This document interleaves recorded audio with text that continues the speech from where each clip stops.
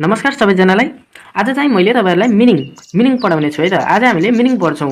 केसको मिनिङ पढ्छौं भन्दाखेरि तरकारी तथा फलफूल अनि अन्न पनि पढ्छौं है। यहाँनिर मैले अन्न लेख्न बिर्सेछु छु। अन्न पनि पढ्छौं। पछाडी मैले अन्नहरु लेखेको छु है त। सुरुमा हामीले के जान्नु पर्यो त? यी के हुन् त? खानेकुरा हुन्। खानेकुरालाई के भन्छ हेर्नुस् त साइडमा उम्सिक। उम्सिक भनेको चाहिँ खानेकुरा, खानालाई उम्सिक भन्छ है त।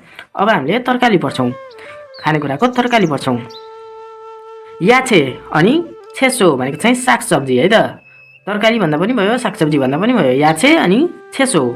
याछे र छेसो भनेको चाहिँ सागसब्जी। सागसब्जी पढौं अब। खाम्जा। खाम्जा भनेको आलु। खाम्जा भनेको आलु।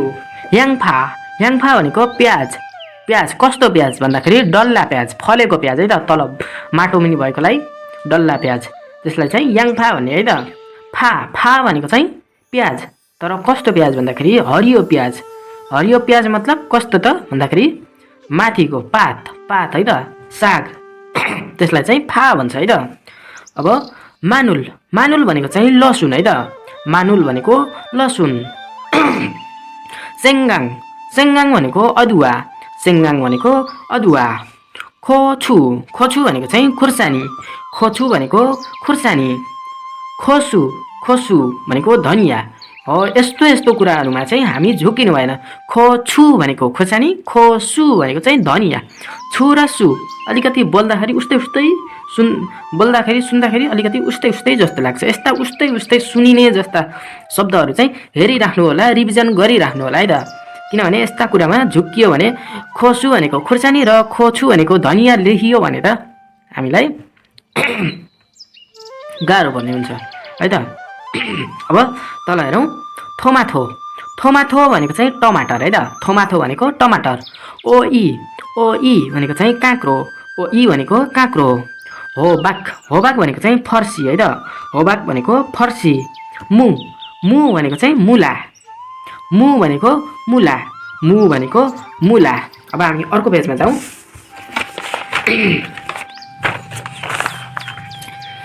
यहाँनिर हेर्न सक्नुहुन्छ तपाईहरु।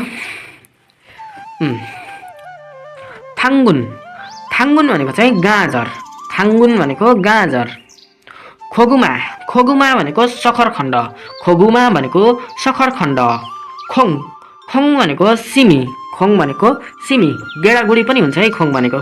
सिमी अथवा गेडागुडी पछाडी होला पक्कै पनि। फात भनेको चाहिँ रातो सिमी। यो चाहिँ सिमी भयो। खोङ भनेको सिमी, फात भनेको रातो सिमी है त। वान्दुङखङ भनेको हरियो केराउको कोसा है त। वान्दुङखङ भनेको चाहिँ है केराउको कोसा भन्न पनि मिल्यो, केराउको दाना भन्न पनि मिल्यो है त। यही हो। खोङनामुल भनेको चाहिँ कन्दमुल है त। खोङनामुल भनेको कन्दमुल। फेछु भनेको चाहिँ चाइनिज बन्दाकोपी। फेछु भनेको चाइनिज बन्दाकोपी। कोरियामा चाहिँ धेरै मानिसहरु चाइनाबाट आएका छन् हैन। चाइनिज मान्छेहरु चाहिँ त्यहाँ धेरै बसोबास गर्छन्। त्यसकारणले चाइनिज बन्दाकोपी चाहिँ त्यहाँ उत्पादन हुने भएकाले चाइनिज बन्दाकोपीलाई चाहिँ फेछु भनेर भनिन्छ है त। फेछु भनेको चाहिँ चाइनिज बन्दाकोपी। कोफ्याङ फेछु भनेको चाहिँ फूलकोपी। कोफ्याङ फेछु भनेको चाहिँ फूलकोपी है त। साङछु भनेको चाहिँ साग। साङछु भनेको चाहिँ साग। सिकुम्छी भनेको चाहिँ पालुङ्गो। सिकुम्छी भनेको चाहिँ पालुङ्गो। खाजी भनेको चाहिँ बैगुन अथवा भेन्टा पनि भनिन्छ। भान्टा भन्छ धेरै जसो गाउँतिर है। भान्टा। खाची भने क्या मैले, खाजी है त। खाजी भनेको चाहिँ भान्टा बैगुन है त। फसत भनेको चाहिँ च्याउ। फसत भनेको चाहिँ च्याउ। फ्य भनेको चाहिँ धान। अब यो चाहिँ केमा पर्यो त? अन्नमा पर्यो नि। मैले अन्न भनेको थिएँ नि, अन्न। अब हामीले अन्न पढ्छ हेर्नुस् त। अन्नलाई के भन्छ त कोरियामा? अन्नलाई के भन्छ त हेर्नुस् त। खोक्सिक भनेको अन्न है त। खोक्सिक भनेको अन्न। अनि साल भनेको चाहिँ चामल। साल भनेको चामल।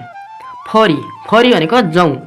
जौ भनेको त पक्कै थाहा छ होला। थाहा छैन भने चाहिँ जौ भनेको गहुँ जस्तै हुन्छ है। गहुँ जस्तै हुन्छ जौ। फोरी। मिल भनेको चाहिँ गहुँ। मिल भनेको गहुँ।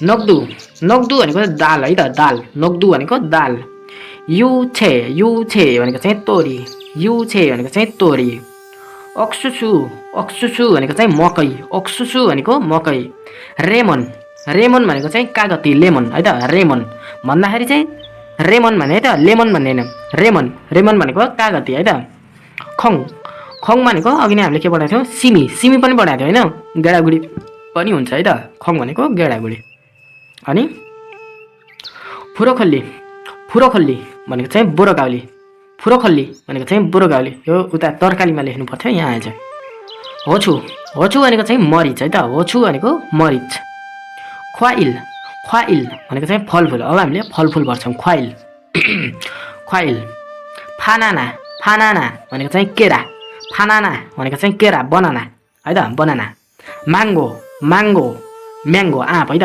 म्याङ्गो म्याङ्गो आँप अब हामी अर्को पेजमा जाउँ यहाँ माथि हेर्नुहोस् सुरुमा सागवा सागवा भनेको चाहिँ स्याउ सागवा भनेको चाहिँ स्याउ है त ओरेन्जी ओरेन्जी भनेको चाहिँ सुन्तला ओरेन्जी ओरेन्ज सुन्तला है त ख्युल ख्युल भनेको चाहिँ मौसम कस्तो मौसम त खाने मौसम है त सुन्तला जस्तै हुन्छ नि त्यो मौसम तातो मौसम चिसो मौसम त्यो भनेको चाहिँ होइन है त ख्युल ख्युल भनेको मौसम खाने मौसम है त ख्युल फे फे भनेको हामीले पहिला के पढेको थियौँ पेट शरीरका अङ्गमा हामीले पेट पढेको थियौँ अब हामीले नसपाती पनि भन्नुपर्ने भयो फेलाई यो फे भनेको नसपाती पनि हो पेट पनि हो अब हामीले यो फे भनेको नसपाती पनि पढियो अनि पेट पनि पढियो अब कुनै शब्दमा फे भनेर आयो भने नसपाती हो कि पेट हो कसरी छुट्याउन सकिन्छ भन्दाखेरि अगाडि यो फे लेखेको शब्दभन्दा अगाडि के को बारेमा कुरा गरिरहेको छ फलफुलको बारेमा कुरा गरिरहेको छ कि होइन शरीरको बारेमा कुरा गरिरहेको छ कि त्यसरी छुट्याउन सकिन्छ है त अगाडि शरीरको बारेमा कुरा गरेको छ भने पेट भयो अगाडि फलफुलको बारेमा कुरा गरेको छ भने चाहिँ के भयो त नसपाती भयो है त यस्तो कुरामा चाहिँ हामी झुक्किनु भएन है यस्तो सानो सानो कुरामा धेरै साथीहरू चाहिँ झुक्किएको मैले पाइरहेको छु त्यस कारणले अब तपाईँहरू चाहिँ नझुक्किनु होला है त अब तालगी तालगी भनेको चाहिँ के त स्ट्रबेरी तालगी भनेको चाहिँ स्ट्रबेरी है त सक्रिउ सक्रिउ भनेको चाहिँ अनार सक्रिउ भनेको चाहिँ अनार यङ्गवा यङ्गवा भनेको चाहिँ ड्रागन फ्रुट है त यङ्गवा भनेको चाहिँ ड्रागन फ्रुट फाइनेफुल फाइनेफुल भनेको चाहिँ भुइँगटर पाइनएप्पल है त फाइनेफुल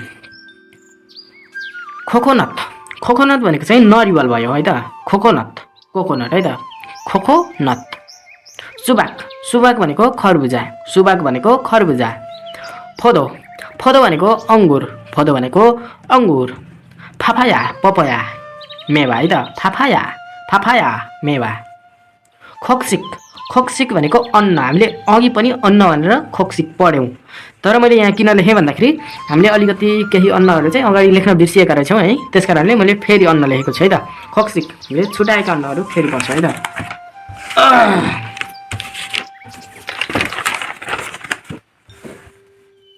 धान धान हामीले पहिला पनि पढियो फ्य फ्य भनेको धान हामीले पहिला पनि पढियो साल साल भनेको चामल मिल मिल भनेको गहुँ मिलगारु मिलगारु भनेको गहुँको पिठो मिल भनेको चाहिँ गहुँ भयो मिलगारु थप्यो भने गहुँको पिठो है पिसाइसकिसकेपछिको पिठो है त सगुम सगुम भनेको के त नुन सगुम भनेको नुन सल्थाङ सल्थाङ भनेको चिनी सल्थाङ भनेको चिनी के रहेछ त सिग्योङ यु भनेको चाहिँ खाने तेल है त सिग्योङ यु भनेको चाहिँ खाने तेल फाप फाप भनेको भात है त फाप भनेको भात पाङ पाङ भनेको चाहिँ रोटी पाङ भनेको रोटी पाउरोटी ब्रेड यिनी पनि पर्छन् है त पाङ भनेको चाहिँ फुलगोगी फुलगोगी फुलगोगी भनेको पोलेको मासु गोरुको मासु पनि भन्छन् है त गोरुको मासु पनि भन्छन् फुलगोगी भनेको पोलेको मासु रामेन रामन भनेको चाहिँ च्याउच्याउ च्याउच्याउ है त मान्दु मान्दु भनेको मोमो अब कोरियामा चाहिँ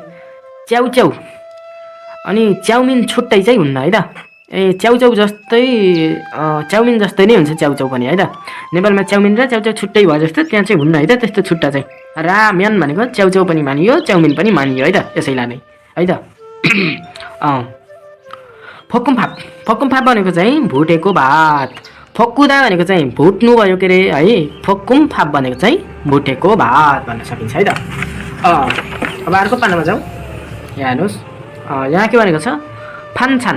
फान्छान भनेको परिकार, खानाको परिकार है त। फान्छान भनेको खानाको परिकार। खाल्बिथाङ। खाल्बिथाङ भनेको करङको झोल है, बङ्गुरको करङको झोल है त, करङको झोल। थोयजी। थोयजी भनेको तपाईँहरूलाई थाहा छ? थोयजी भनेको चाहिँ बङ्गुर हो है त। थोयजी भनेको बङ्गुर। अनि खोगी भनेको चाहिँ मासु, त्यस कारणले थोयजी गोगी भनेको चाहिँ मासु। किन ग भने मैले बिचमा छ त्यस कारणले है त, ग ख भन्न पाइएन। थोयजी गोगी भनेको चाहिँ बङ्गुरको मासु। खोगी, यहाँ चाहिँ खोगी भन्नु पऱ्यो फेरि। खोगी भनेको चाहिँ मासु, यहाँ गोगी, यहाँ चाहिँ खोगी। यहाँ सुरुमा आएको छ त्यस कारणले ख उच्चारण गरियो, यहाँ बिचमा त्यस कारणले ग। अब सो। सो भनेको तपाईँलाई थाहा छ? सो भनेको चाहिँ गाई। सो भनेको चाहिँ गाई हो है। सो गोगी। सो गोगी भनेको गाईको मासु, त्यहाँ चाहिँ गाई पनि खाइन्छ है त कोरियामा चाहिँ। थाक। थाक भनेको के हो थाहा छ तपाईँलाई? थाक भनेको चाहिँ कुखुरा, कुखुरा है त। थाक भनेको कुखुरा, गोगी भनेको मासु। थाक्कोगी। थाक्कोगी भनेको कुखुराको मासु। यो र यो एक ठाउँमा जोडिएर उच्चारण भयो, देख्नुभयो, सुन्नुभयो? थाक्कोगी। थाक्कोगी भनेको कुखुराको मासु है त। याङ। याङ भनेको भेडा। याङ भनेको भेडा, गोगी भनेको मासु, खोगी। याङगोगी भनेको भेडाको मासु। साम्गेथाङ। साम्गेथाङ भनेको चाहिँ के भन्दाखेरि कुखुराको मासुको परिकार है त। कस्तो परिकार भन्दाखेरि जस्तो कुखुरालाई काटेर कुखुराको भित्रको पेटभित्रको आन्द्राभुँडीहरू निकालेर त्यसभित्र चाहिँ विभिन्न किसिमका खानेकुराहरू राखेर पकाइनेलाई चाहिँ साम्गेथाङ भनिन्छ है त। साम्गेथाङ भनिन्छ। कस्तो भन्दाखेरि भित्र सागपात हाल्ने पेटभित्र है, त्यसलाई चाहिँ भनेको है त। ल अब हामीले चाहिने मिनिङ जति चाहिँ पढ्यो। हामीले एकदमै आवश्यक पर्ने मिनिङहरू चाहिँ यति नै हुन्। हामीलाई तरकारी, फलफुल, अन्नहरू चाहिने, एकदमै चाहिने है। यी मिनिङहरू जान्नु भएको छैन भनेदेखि चाहिँ जसरी भए पनि जान्नु होला है त। जसरी भए पनि पढ्नु होला, जान्नु होला है त। यी मिनिङहरू हामीले जानिएन र जान्न सकिएन भनेदेखि चाहिँ हामीलाई पछि चाहिँ धेरै नै गाह्रो पर्छ पास गर्नको लागि चाहिँ होइन। हामीलाई जसरी भए पनि पास हुनु छ, त्यस कारणले तपाईँले यो चाहिँ जसरी भए पनि जान्नुपर्ने भयो है त। ल अब म आजको लागि भिडियो यति नै अन्त्य गर्न चाहन्छु। हस्त धन्यवाद।